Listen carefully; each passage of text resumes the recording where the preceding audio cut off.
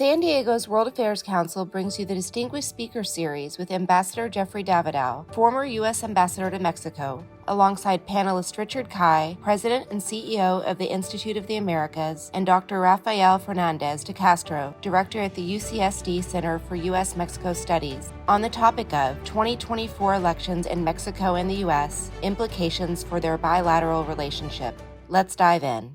Every 12 years, there's an interesting development. The president of Mexico's 6-year term ends, and the president of the United States 4 years terms end. So we have 2 election campaigns going on at the same time. That's double the fun, double the idiocy. What I want to talk about tonight is not only the election in Mexico and the US, but how they interact and how they fall within a larger international context. There are a couple of things happening in the world now. We tend to focus on ourselves, as all countries do, but these are really international problems. One is we see democracy on the defense. And we also see at the same time vast changes as relate to migration in the world. And these 2 issues, democracy, the assault on democracy, and migration, are central to what we're going to be talking about tonight. We're going to try to see whether what happens in the US campaign will have impact on Mexico, what happens in Mexico will happen on the US. Let's talk a bit about the assault on democracy. And here I'm not talking about what we normally think of, Russia, China, totalitarian states.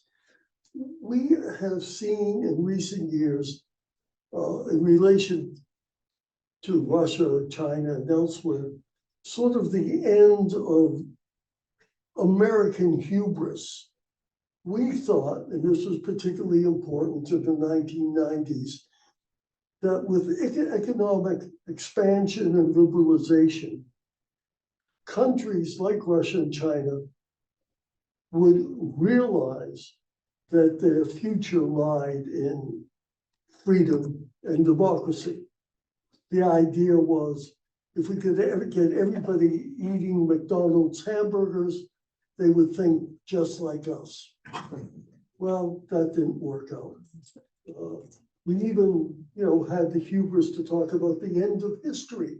History was over in the 1990s. We're all going to be Democrats or what have you.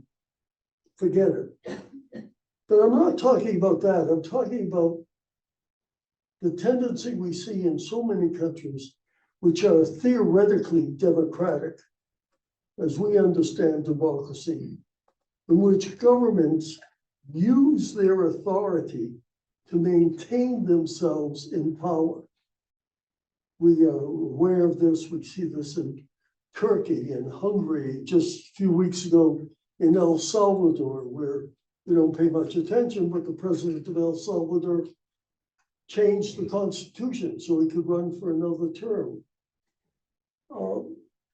We do see the attack on democracy in a certain way in both the United States and Mexico.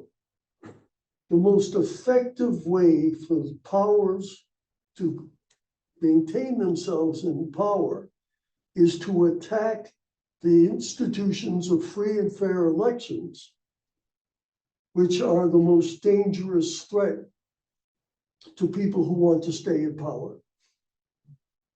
In Mexico, one of the major themes of the current president, Andres Manuel López Obrador, who I'll refer to as AMLO, everybody refers to AMLO.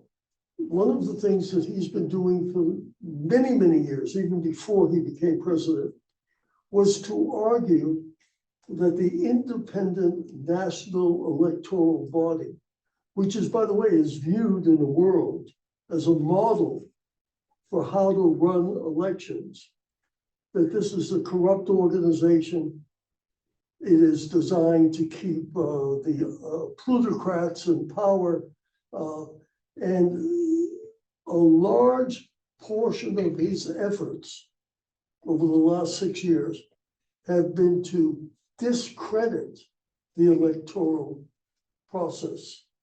And he's done this by denying them the proper budget, by refusing to name new members of the governing board, and by trying to change the Constitution of Mexico to limit the authority of not only the National Election Board, but the judiciary.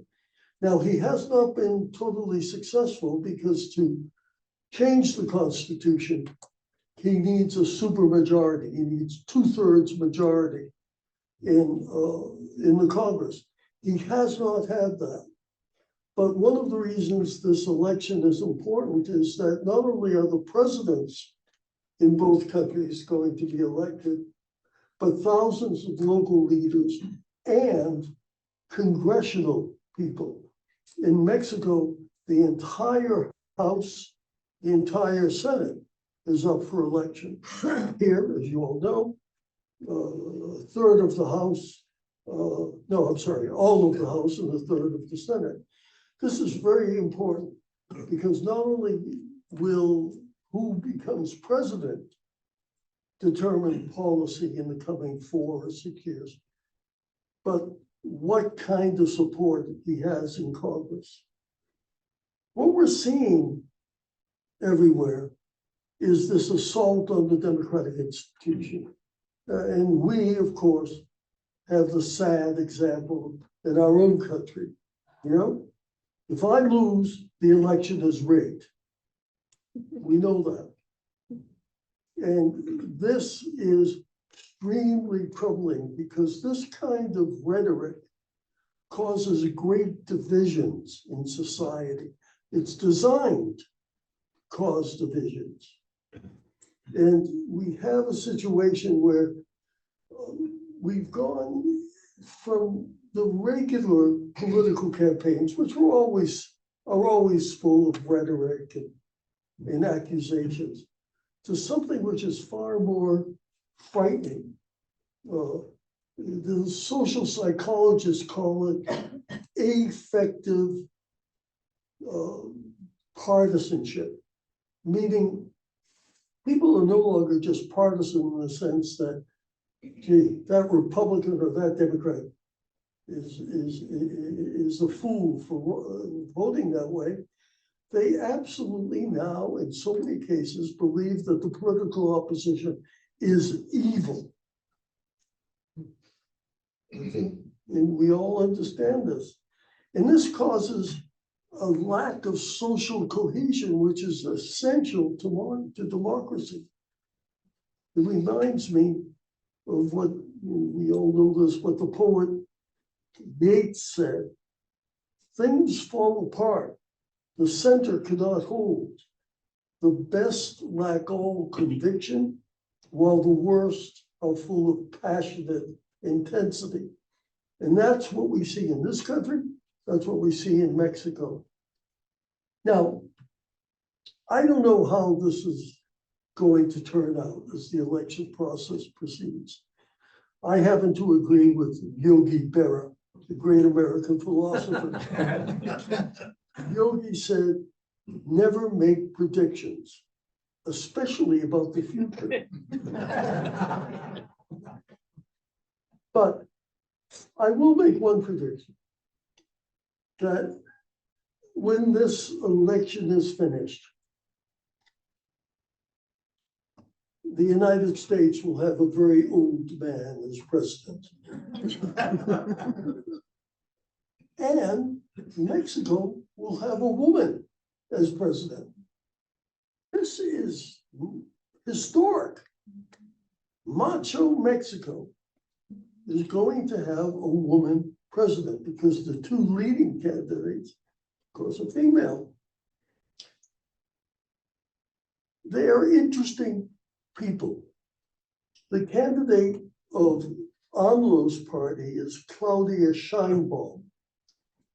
She has until very recently been governor of, or mayor of Mexico City, which is like being a governor, actually has more power than most Mexican governors. She is a committed leftist. She has been that since she was a student. Her background is interesting in that she comes from a Jewish refugee family. Her parents were socialists and communists. She is a well-educated person. She has a doctorate in environmental studies. She has studied in the United States, but she is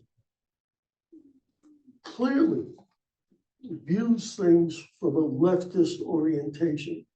She has been a protege of AMLO for 20 or 30 years.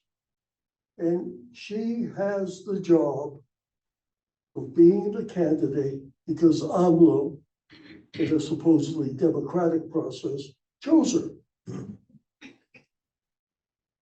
Her opponent is another interesting woman. Her name is Xochitl Galvez. Now, for all of you who are actively taking notes, none of you. Xochitl spells her first name Xochitl. Xochitl. There'll be a quiz on this later. She comes from an indigenous background. She is a Mexican Indian. And so you have this development in Mexico that we're either going to have a Jewish president or an indigenous president. And that's important. In that way, they are so far advanced from where we are. It's striking. Now, Claudia's strength is her association with AMLO. He continues to be quite popular in Mexico. Whether it's 50% or close to 60%, he does have that high level of popularity, which he is trying to convey to her. Her weakness is the other side of the coin. She's very close to AMLO. And there are a lot of people who don't like that. The Xochitl's strength is that she's indigenous, she's a modern woman, she has modern ideas about the economy, about democracy. Her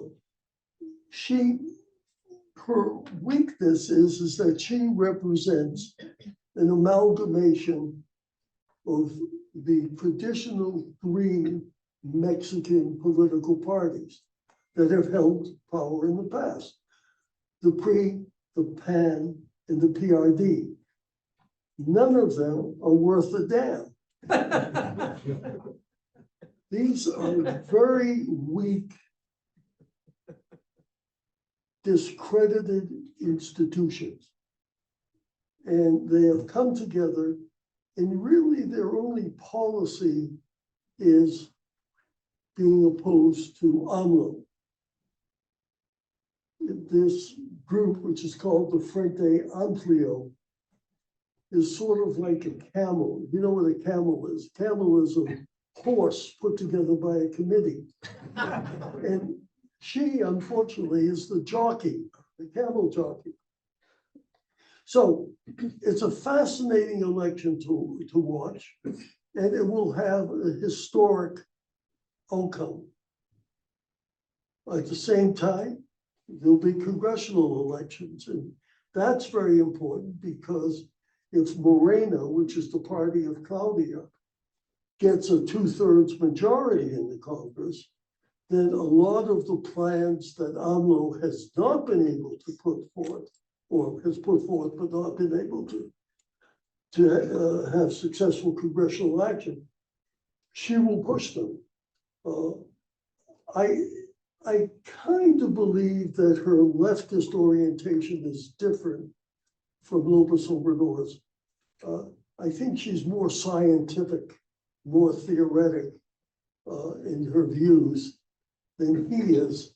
But we don't know that because she's not showing any daylight at all between what she thinks and what he thinks. How will these elections intersect, US and Mexico? Usually there's not too much intersection. What happens in Mexico happens in Mexico. What happens in the US stays in the US.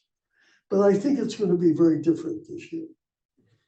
I don't think the US will be a major topic in Mexico, but Mexico is already a major topic here in the United States.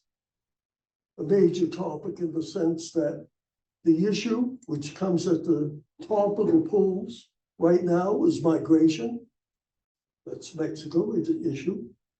And the second issue is narcotics, fentanyl, Mexico again. So Mexico is already at the top of the list, and it's going to stay there, unfortunately. Now, how that impacts on the Mexican election, I don't know. It may be that the Mexican candidates, Claudia and Xochitl, will be obliged to respond to the polemic that comes from the US. But for now, I think we're going to see more discussion of Mexico here than we'll see discussion of the US in Mexico. So let's talk a bit about migration. This is at the top of the list. And we now talk about this as border security, which is a way of saying, this isn't a social issue, this isn't an economic issue, this isn't a human issue. This is a threat to our national defense, border security. Well, I don't believe that. The mess at the border is the price that we are paying for political paralysis for 40 years. The last significant change to our immigration policy was in 1986. And we haven't been able to come up with a political consensus, even though anybody with half a brain knows that our system is broken, absolutely broken. But it's been impossible to get that consensus on how it can be fixed. Today, we have ample evidence that it's the Republican Party which is stopping consensus from developing. In fact, we had a bipartisan immigration bill pass the Senate a couple of weeks ago. And Donald Trump told the House Republicans not to deal with it. Why? Well, it's very interesting to listen to Senator Langford. Langford is a very conservative, very brilliant young Republican who was the principal negotiator. And with great bitterness, he said, Trump told the House not to do it because he wants to keep the migration issue at the top of everybody's mind because it's a winner for him. By the way, the migration issue, and I should have mentioned this, is not unique to American politics. If you look around the world to the prosperous West, Canada, England, Italy, France, Germany, their politicians are all screwed up about immigration as well. And they have principal themes. So we're dealing with something that is an international problem, and we are incapable of dealing with it. The scenes of thousands of people crossing the border or getting up front of the border are quite startling. And equally startling are the numbers. In December of the past year, the Customs and Border Patrol, CBP, reported 302,000 encounters. That means, in effect, 10,000 people a day trying to cross into the United States. We're not talking about the tens of thousands of people who cross every day back and forth at Isidro. The numbers are lower for January and February, but they're going to go up, as they always do once we get closer to the spring. And then when we get into the summer, the numbers will continue up, but the deaths at the border will increase because of the heat. During the Biden presidency, 6.3 million potential immigrants have been deported. 6.3 million. That's higher than Trump and George W. Bush, Clinton.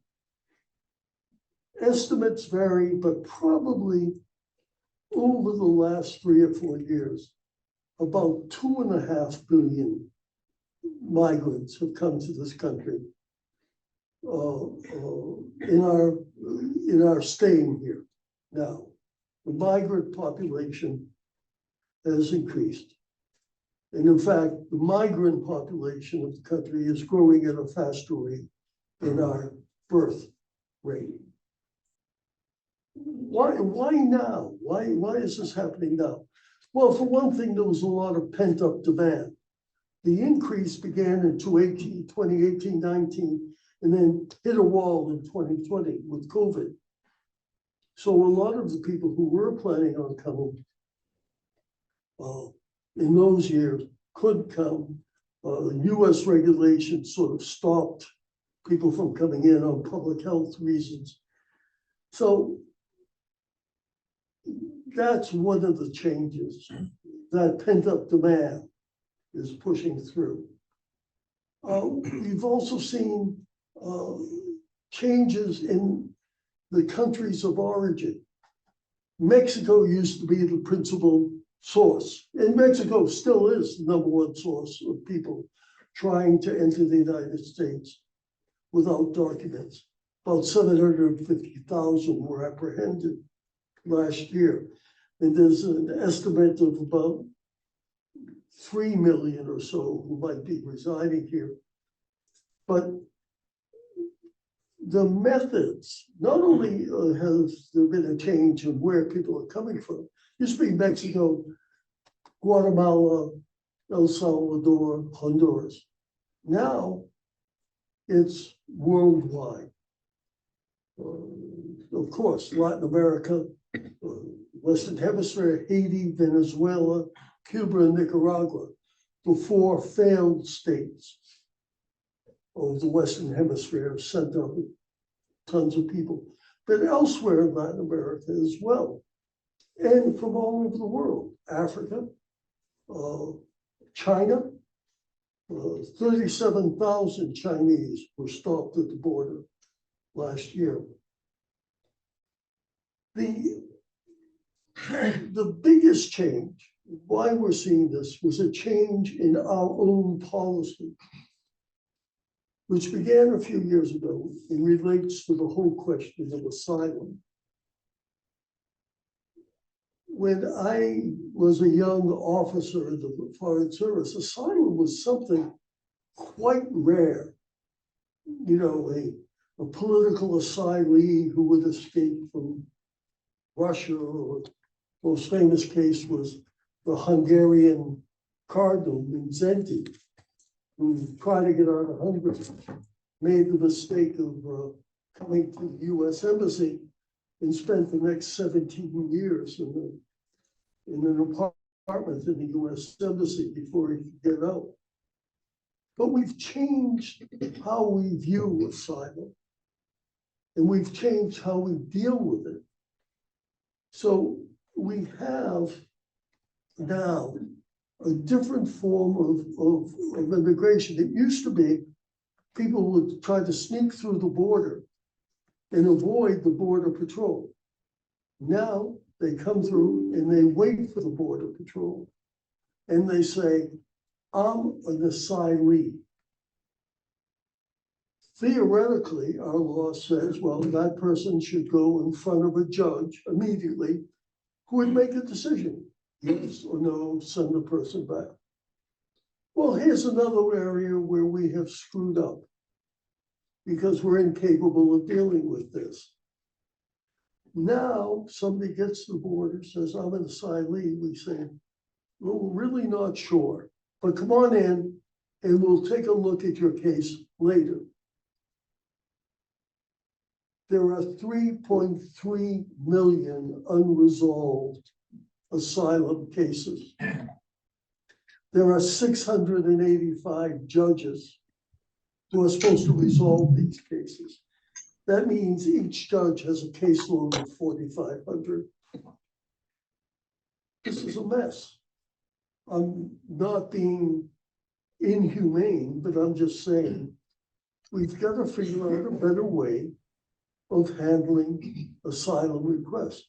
And quite frankly, a lot of asylum requests are not from people who are being oppressed, but people who, like pretty much every immigrant who's ever come to this country, are coming for a better deal for their families and themselves. We can't hate these people, but we have to have a better way of dealing with it. And we are incapable of doing that. Politically paralyzed. Now, the campaign rhetoric will blame all of this mess on Mexico, because it's a hell of a lot easier to blame Mexico than blame our own politicians. So already we're seeing this in the rhetoric. The other major issue that relates to Mexico is the whole question of fentanyl. And here we have another problem. About 300 people a day in the United States die from fentanyl overdose. And this is not something that's confined to the inner city. I know a family in La Jolla who went to CVS and without a prescription, because you don't need a prescription, got Narcan, which is the injection that can be given to somebody who's suffering a fentanyl overdose, because they have a 17-year-old daughter in their house and they're worried. Why they were worried about what's happening at La Jolla High School and elsewhere. So this is a major issue. Fentanyl comes from China. It is produced there. The Chinese government, which has a pretty effective police state, could do a much better job in keeping it from being exported. The Chinese don't seem to be terribly interested in doing that. So the fentanyl is exported and a large amount goes to Mexico, where it is processed into pills, some pills masquerading as prescription drugs in the US, other pills which are mixed with meth and with cocaine, which are deadly. Now, this is a big issue. I don't mean to minimize it, but the Republicans are grabbing onto this. And we heard absolutely foolish things during the primary, and we're going to hear worse. You've had candidates talk about sending American troops into Mexico to find the fentanyl laboratories. These are obviously people who have never read about blackjack Pershing's invasion of Mexico in 1914 looking for Pancho Villa. He didn't find him. It's frightening when we talk about the militarization of this issue. And, New York Times had a story just yesterday about how Trump, people around Trump are planning for the militarization of the fight against fentanyl. Where, let's be frank, this problem is not going to go away. We've been watching narcotics coming in from Mexico in the last 50 or 60 years. The kind of narcotics change, our policies change.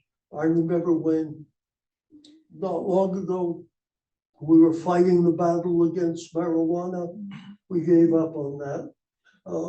But I think we just have to be frank. Not that we should stop fighting, but we're not going to win this battle. Hopefully we can save as many Americans as we can. Neither country has been able to accomplish very much. And for years, AMLO denied that fentanyl was a problem. He said, no, this is China's problem. This is America's problem. In recent last 6 months or so, the Mexican government is starting to focus more on this. But they are limited in what they can do.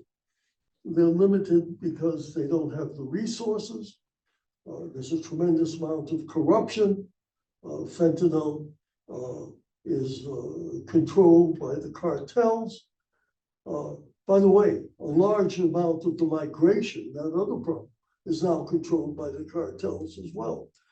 So even with greater cooperation from Mexico, we're going to be continuing to have significant problems in relation to migration, in relation to narcotics. And these are going to be tremendous issues in our political campaign. Let me just finally mention another area that we don't really focus on. You know, Mexico is our largest trading partner now. We import more from Mexico than from any other country in the world, more than from China.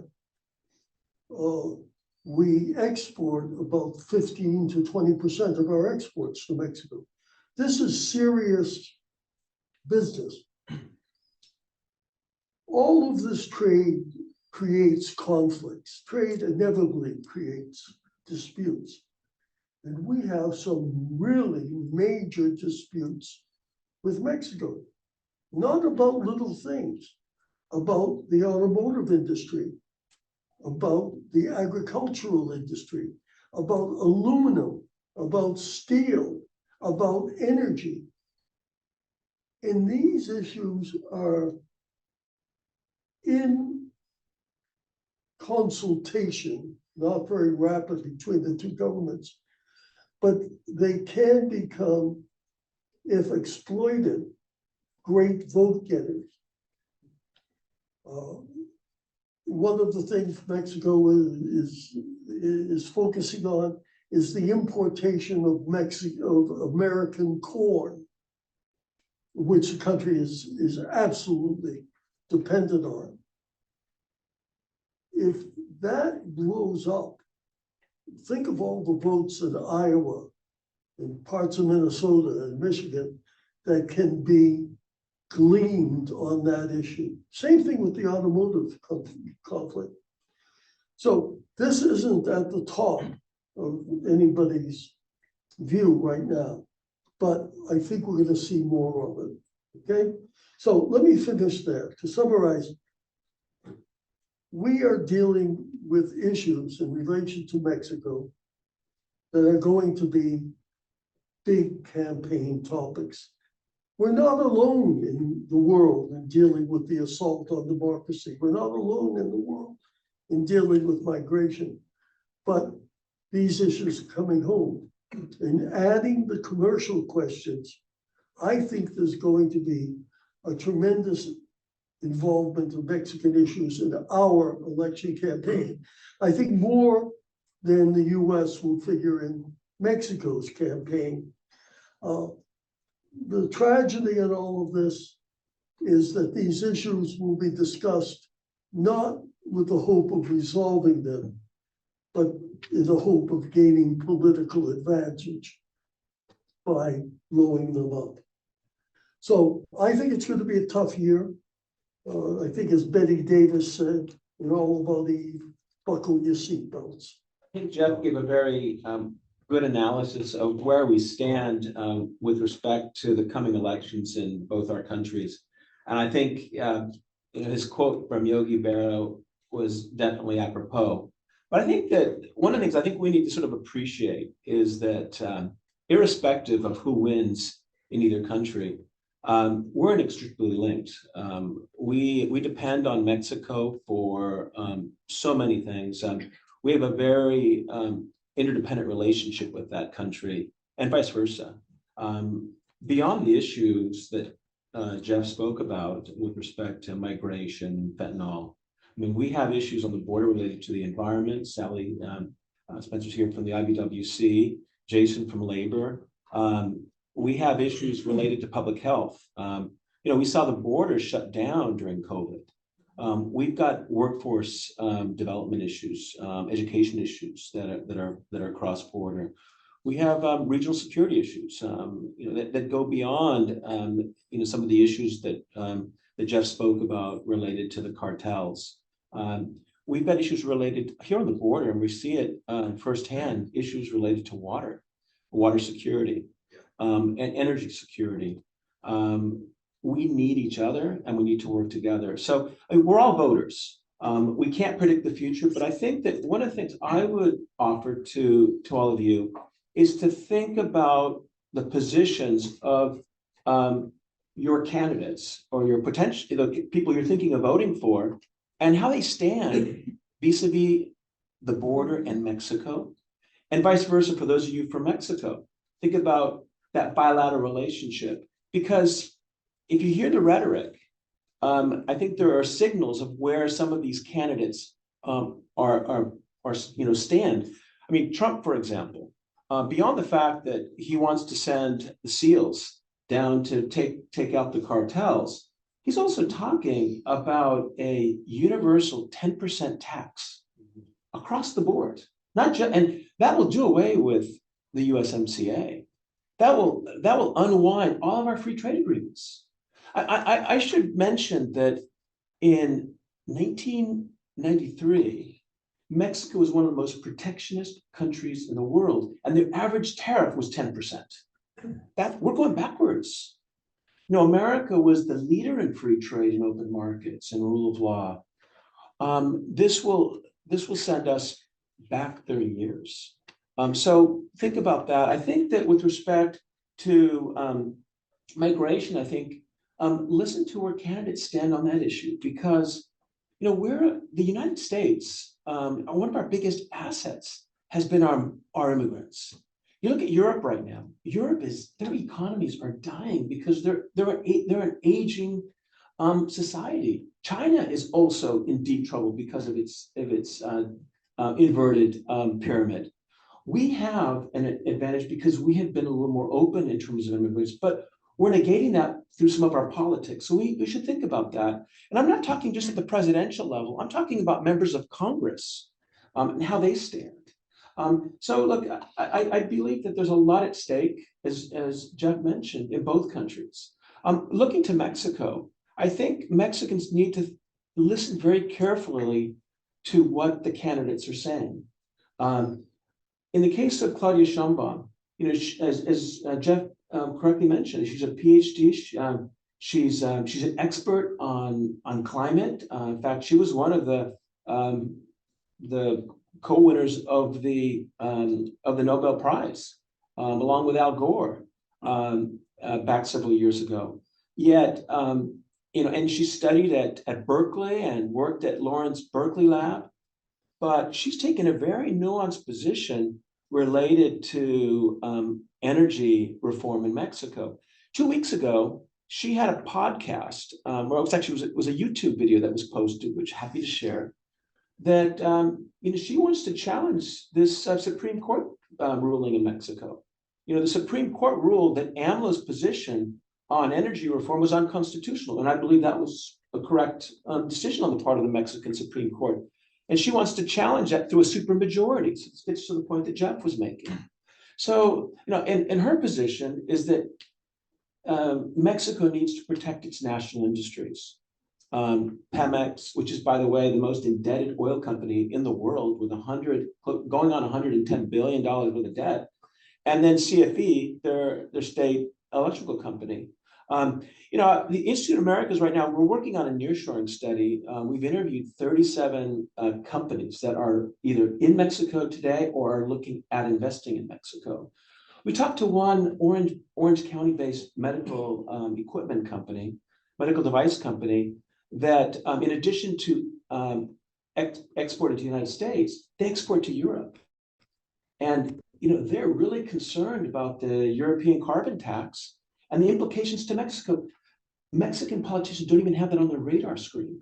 So those of you in Mexico, think about what your politicians are saying vis-a-vis Mexico's economic competitiveness. Because if Mexico double downs on fossil fuels, they're going to lose out in Europe. Mexico exports $21 billion last year, $21 billion a year of exports to Europe.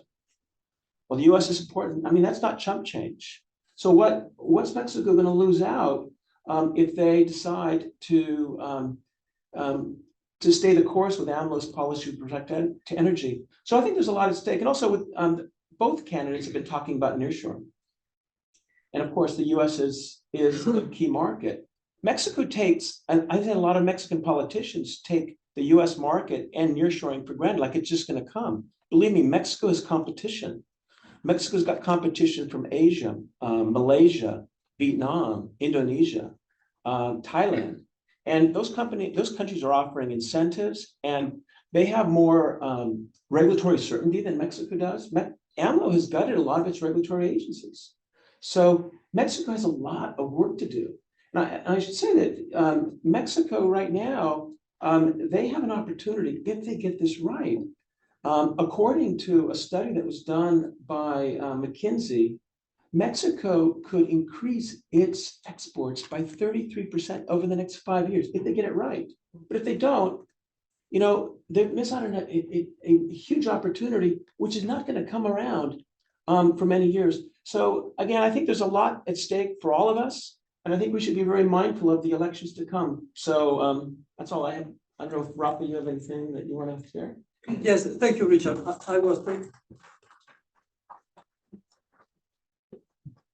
I have prepared some slides, but yeah, no, well, Okay. no, it's I want to be very brief because the most important is to engage in conversation with you, and I'm very happy to be here. I flew all through Mexico today. I was last night given in a panel in Mérida, Yucatan, and so believe me, I wake up at 4 a.m. to be here. So if I say some dumb thing, it's because of my temper.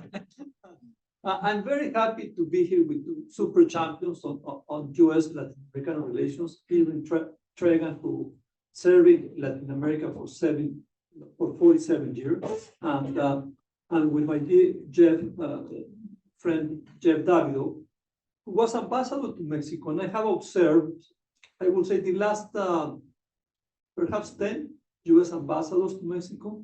And I will say that Jeff stands apart because he made so many friends in Mexico, literally hundreds of friends. Why was that? Because his sense of humor, you already listened to him, it's amazing. Second, I would say John and him fall in love with Mexico, especially with popular culture of Mexico. So they truly understood and loved, lo mexicano, and which is beautiful, and it shows in her beautiful home here in La Jolla. And third, because I would say Jeff is a top diplomat, very well trained, and he represented beautifully I want that repeated. Okay, I gotta repeat to you, let me make two comments about Mexican election and two comments about US-Mexican relations. And of course, Jeff covered also, I might have some repetition, but you'll see a different angle. First of all, the first thing that I want to say is that in sharp contrast to Americans, Mexicans we are in a very good mood at this time. 6 out of 10 Mexicans, we believe that Mexico is going into the right direction. So this is not an election about changing Mexico. Why are these Mexicans having this positive vibe? I would say because of the pocket. AMLO was keen in increasing the minimum salary of Mexicans. So yes, there's more money in the pocket of Mexicans. Not only that, but social programs have reached out to millions and millions of Mexican families, especially youth and the elderly. So that is very important. So I would say it's fascinating. This is not an election about change. And Claudia Sheinbaum, the candidate of Morena, represents to me more change than Xochitl Gálvez. Why is that? Because of the three parties backing, and I already said Xochitl Gálvez. The PRI, who governed Mexico for 72 years, has an awful reputation. Between 60 and 70% of Mexicans they think very negative about the PRI, so that doesn't really help Xochitl. So that's my first point. Second, I'm very worried because I believe that AMLO, in intervening in the electoral process, in violating the electoral law, has already tainted the Mexican election.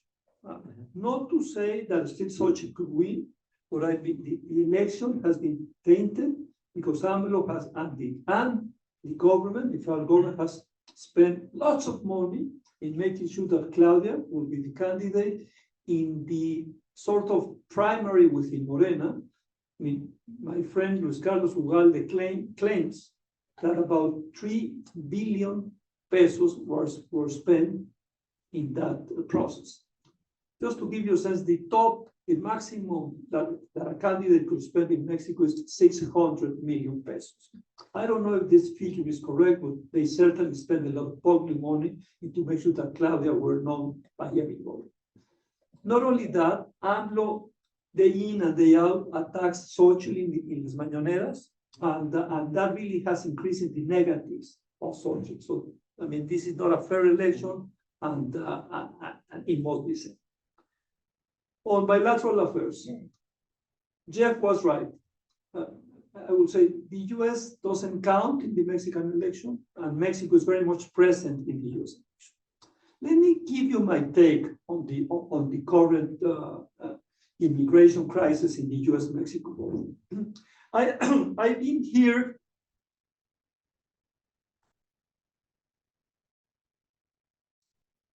I've been living in this border town. It is a border town, even though La Jolla doesn't feel like that. But I do go to shelters like every 2 months at least in Tijuana. And my take on this, my reading of the situation is that the US-Mexico border has become in the last 3 to 4 years connected to the well-being of the world, which means 2 years ago, last March, 2 years ago exactly, when Russia invaded Ukraine, what happened?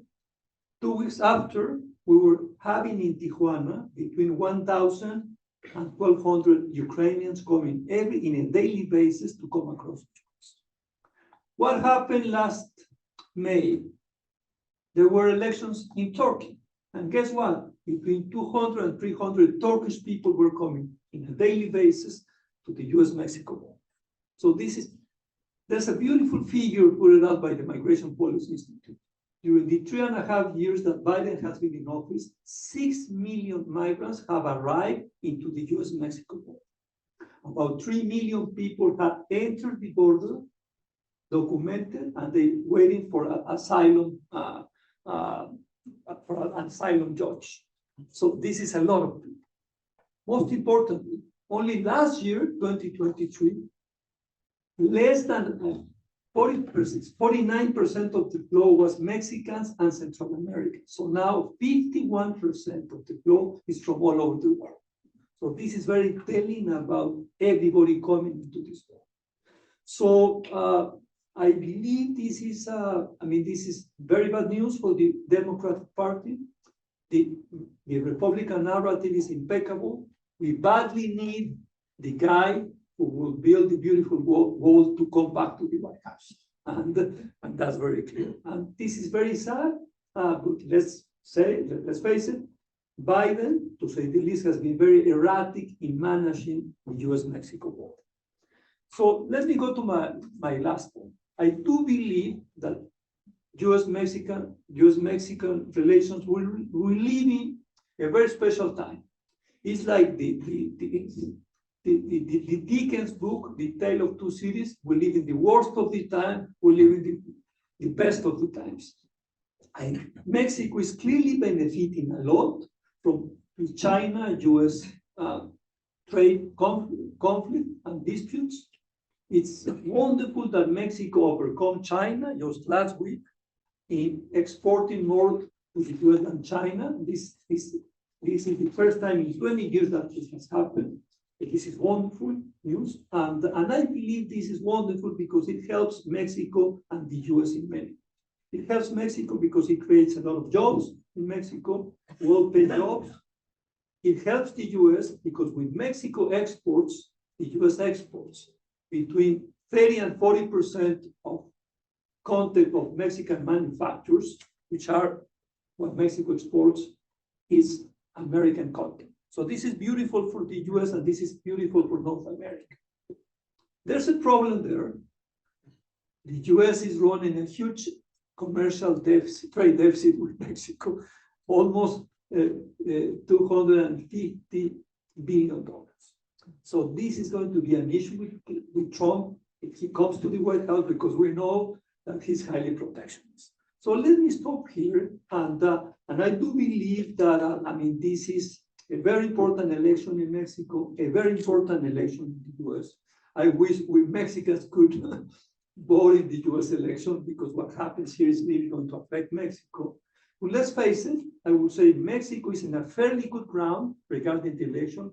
We have two very solid candidates, you said so, Claudia and Xochitl. And we really don't know who's Claudia, because when he called privately, she's very nice. She's basically coming across as a technocrat. And every single business person who has met here in Mexico, they saying so. But in public, he's very much following López Obrador orders. So we'll see. But I do believe that, whatever happens, it is wonderful that Mexico is going to have finally a woman in the Mexican National Palace. Thank you very much.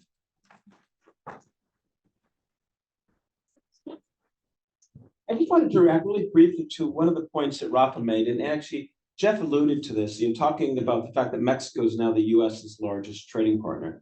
Irving Traeger and I, we were talking about this before this session started yesterday in the Financial Times.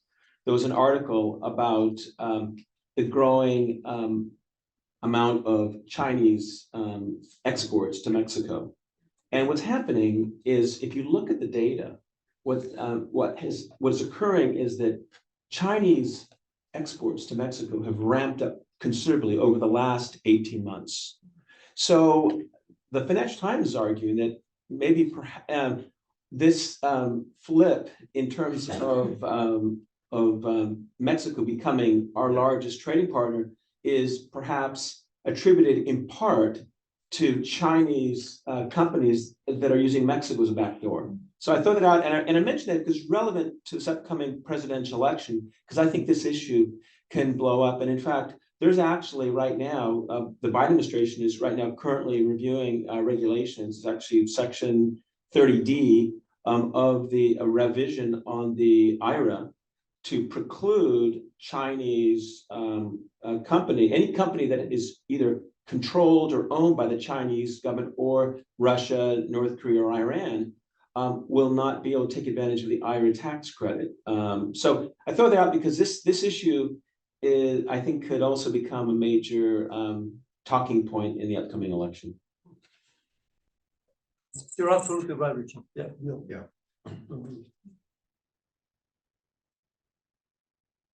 Okay, so we will move on to the Q&A, questions and answer session. You will all have the opportunity to ask questions to these three brilliant minds. One of the things, you've been sitting for a while, so if you would like to come here to the podium, because I don't have a wireless microphone today, and ask your question here, please, you'll be my favorite person. If not, if you're shy, you can tell me a question and I'll ask to Richard, Ambassador Davidow, or Rafael. And if not, you can be loud, and then we'll repeat it back to our Zoom friends, because they've been there. We have a Zoom audience too. They can hear what are the questions asked to our speakers. So we have a few minutes left. Please take it. You, the three of you, have been incredible tonight. So,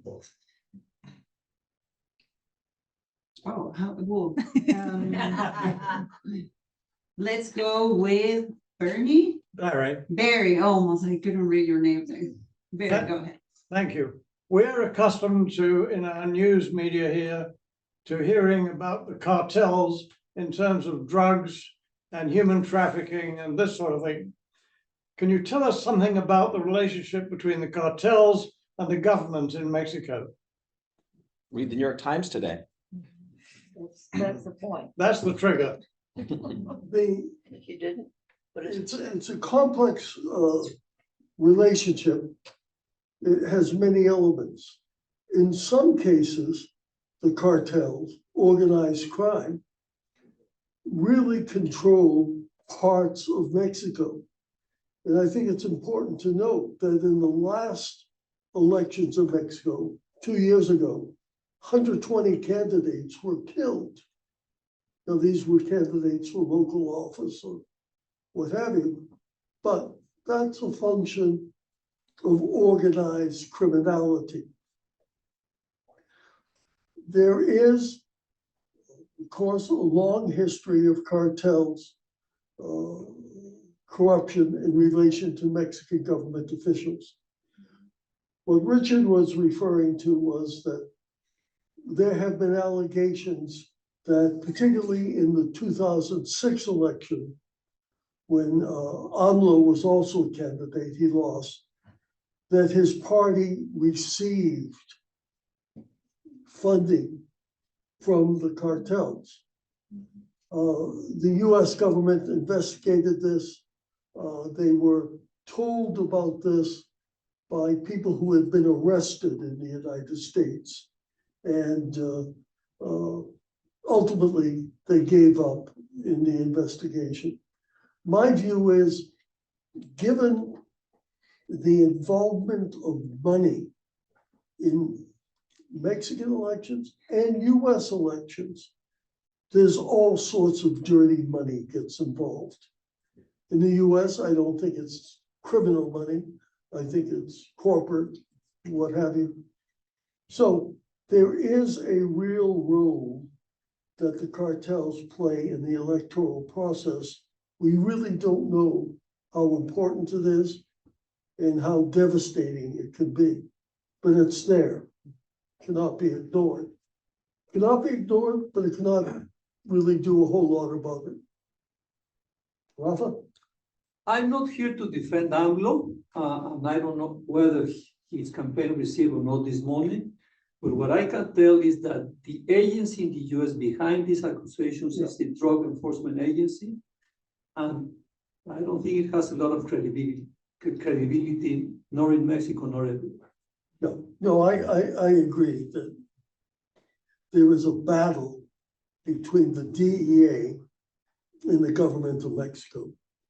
And part of the problem is, and I saw this when I served in Mexico, and Leslie saw it and others, is that the information, much of the information that indicates corruption of Mexican officials comes, as I said, from individuals who have been arrested in the United States and are looking to have their sentences lowered. So it's hard to know what to believe. I personally believe that AMLO is an honest man. I don't think he's taken money from the cartels. I won't make that same statement about people around him. He seems to love Chapo's mom. Well, he loves, yeah. So it's a very difficult situation. I'm afraid that the introduction of narco money into campaigns in Mexico is a fact of life. Perhaps more so at the local and state level than the federal level. Yeah. We'll see. No, I just want to make a quick comment on this. Beyond the New York Times, and we can, dispute whether there's a legitimacy to that. But the cartels are having a corrosive effect in Mexican elections and even in the selection of candidates. Last year, Jeremy and I, we had an opportunity to be part of a briefing by the president of the PAN in the Mexican Congress. He was actually the president of the PAN for the state of Mexico. And while he couldn't speak to other states, he spoke about his state. And he said 40 municipalities are under narco control. So when we asked him what that meant, he meant, well, it's top down. And those municipalities are paying peso monthly. That's from their budget. And not only that, he was explaining his job as president of the PAN is to select candidates to run for Congress, to run for mayor. And he told us that in the last 6 weeks, he had 2 people that had to step back because of death threats. So that's a very tangible sort of example of how the narcos and the cartels are having a corrosive effect on Mexican democracy. When we talk about the threat of violence, let's keep in mind the threat of violence in the United States. How many election officials are now saying, we're not going to do that? We're worried about our families, worried about ourselves. So again, this is part of an international context that sets the stage for what's happening in both countries. You touch on a very difficult issue. Let me say something else. I commend all of you to see this film Painkiller, which is the next film, because it's very telling of where this opioid crisis is coming from, and it's from the pharmaceuticals.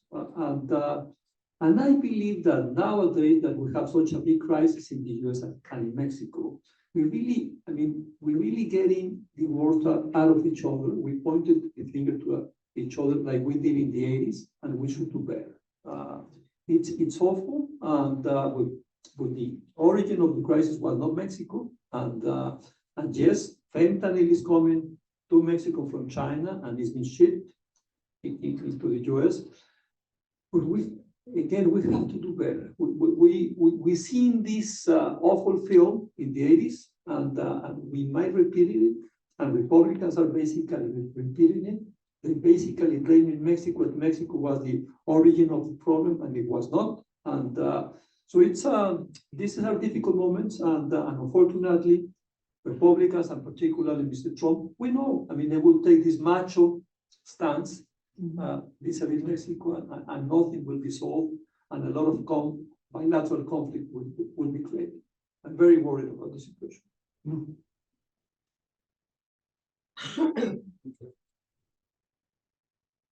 All right, yeah, if you can stand up so we can hear you in Zoom here. And what's your first and last name? Alex Barker. Alex, welcome. Thank you. Happy to be here.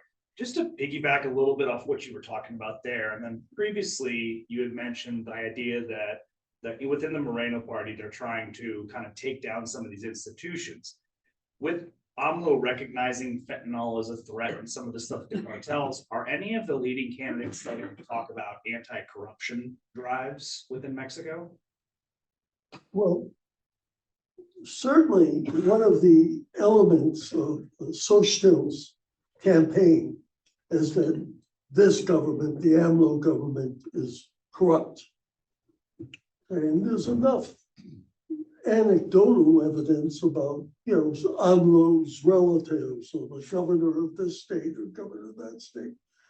And she and the opponents of Morena will consistently argue about this corruption. Now, what's happening more frequently in recent months is because of the articles in the US press and because of indications in Mexico about AMLO's sons, you see more and more reference in the press to AMLO as the narco president. I think that's unfair, but sure, the opposition is going to use it, going to blow it up. Has anybody come up with a good idea to how to handle corruption in Mexico? No, I don't think so. I don't think so. I mean, the constituent elements of a program to reinforce the rule of law, to make public officials less subject to corruption. I mean, all of those elements are there, but they haven't been put together. I remember once, I mean, in anecdotal terms, when we were in Mexico, we had the chief of police of New York come down, Bill Bratton. And so we had a meeting in our house, a luncheon with all the police and criminal investigation people. He made the point that the New York police force has 40,000 people. On any given day, 1,000 of them are dedicated to spying on the other 39,000. He didn't put it that way. The Internal Affairs Division.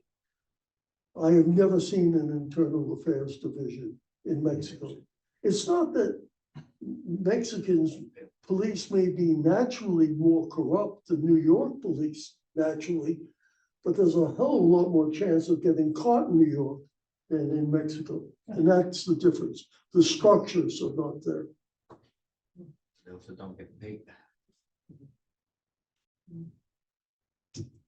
Hi, Ted Gilbert. How would you characterize Trump's relationship with AMLO while they were still both in power, and then how would you characterize Biden's relationship with AMLO over the last 4 years, and then looking forward?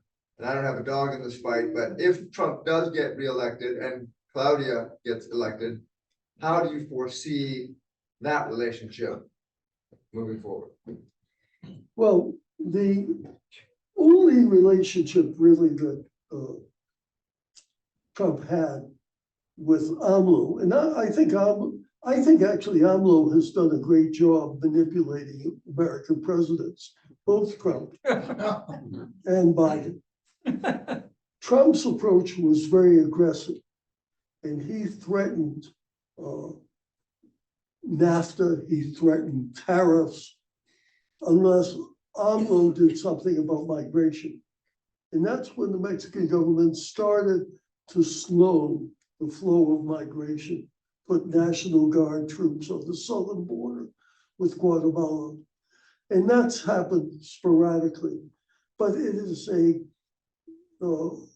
there was a certain level of cooperation, but it was based on threats from the United States.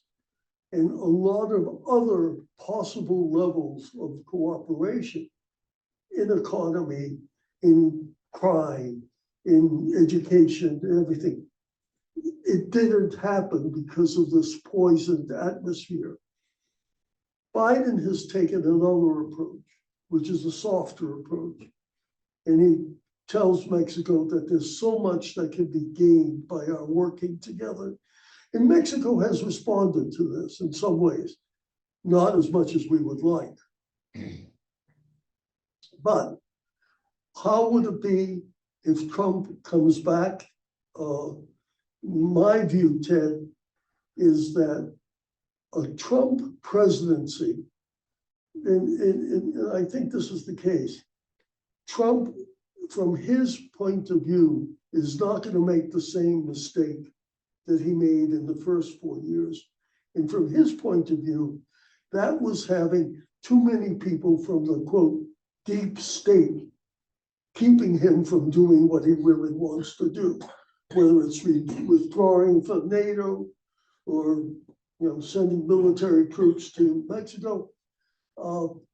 I think there will be, no matter who is the president of Mexico, if Trump is the president of the United States, we're going to see a lot more conflict. And it's not going to work out well for either country. So that's my answer. If I believe that AMLO broke the golden rule after NAFTA, that Mexican politicians, they did not politicize the relationship with the US. AMLO doesn't give a damn, and he criticized the US off and on because he believes that this is good for his base, and I believe he has been very good in manipulating them, and unfortunately, he comes with no ambition in US-Mexican relations. But with the local, I'm sorry. Go. no, he's a very domestic-oriented guy, and unfortunately, he hasn't used his leverage, especially with Biden, to do something meaningful for the relationship. And it's amazing, how strong he looks vis-a-vis Biden, and he knows that Biden is weak. He knows that he's very strong, popularly speaking, and I haven't seen this in my age time, and a Mexican president being so forceful and really manipulating. A lot of AMLO's manipulation is, of course, related to migration. We need Mexican cooperation to stop the flow or to lessen it. So this means the US is not really looking for fights with Mexico. And Biden tends to act in a very, I would say, mature fashion when dealing with AMLO. AMLO is a good old Mexican tradition. If you can put your finger in the eye of the United States, do it. It's kind of fun. Example, in September, there was a massive military parade in Mexico celebrating the patriotic holidays. 3 countries were invited to send military contingents, not tanks, but people to march. Cuba, Nicaragua, and Russia. Well, what was the message? To his credit, Biden just doesn't react, doesn't respond. I don't know if Trump will be as restrained. But I also don't think that Claudia, if she's president, is going to be that provocative. I just wanted to react to your comment. We don't know who yet is going to be president, but I think we need to look beyond the presidents and look at Congress. And I think this is relevant related to the USMCA. The USMCA has a sunset clause, chapter 26, which the NAFTA didn't have. That renewal clause kicks in 6 years into the agreement, which started July 1st of 2020. So that's 2026 is going to be just before the midterm elections in the United States. We don't know what the Congress is going to look like. Just look at how difficult it's been to even try to get money for Ukraine, or for that matter, the border. And I'm concerned because as Jeff talked about earlier, he spoke about disputes related to aluminum, steel, ongoing energy disputes. We got issues related to ag, on GMO corn. And look, on the border, we've got violations of the environmental chapter of the USMCA, because we got heavy metal pollution, showing up on US shores here in San Diego, in Pearl Beach. If the US wants to go hard on Mexico, or the Congress does, it can, and it could blow up the USMCA. And the repercussions for both countries would be quite serious. So I think we need to really be very mindful of, again, not just who becomes president, but who we elect in Congress and what Congress might react to in about 2 years.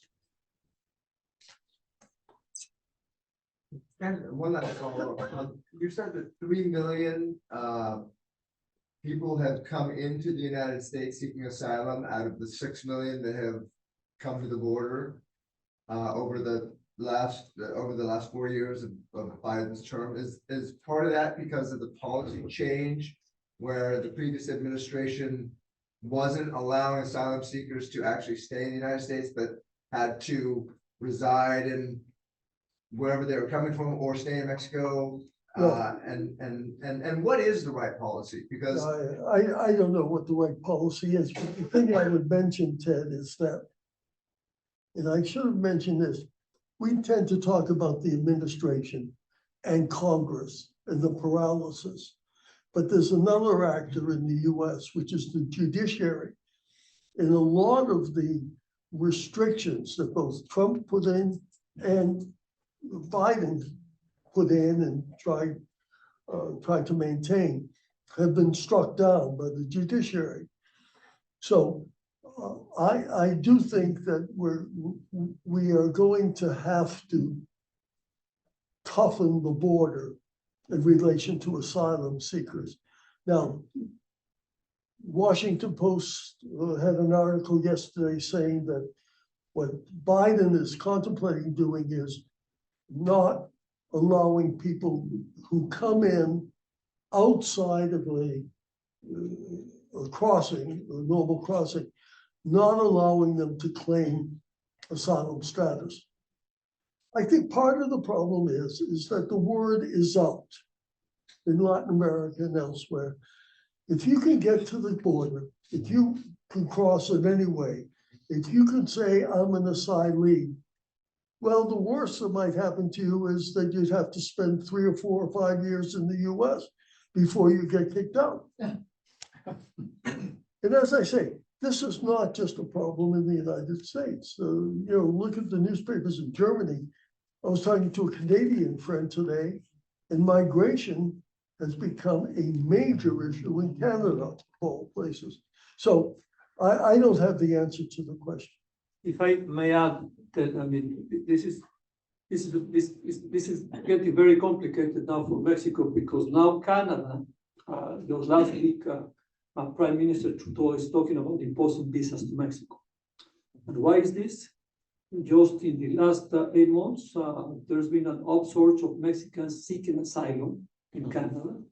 Nowadays, Mexicans top everybody in Canada seeking asylum. 18,000 in a few months.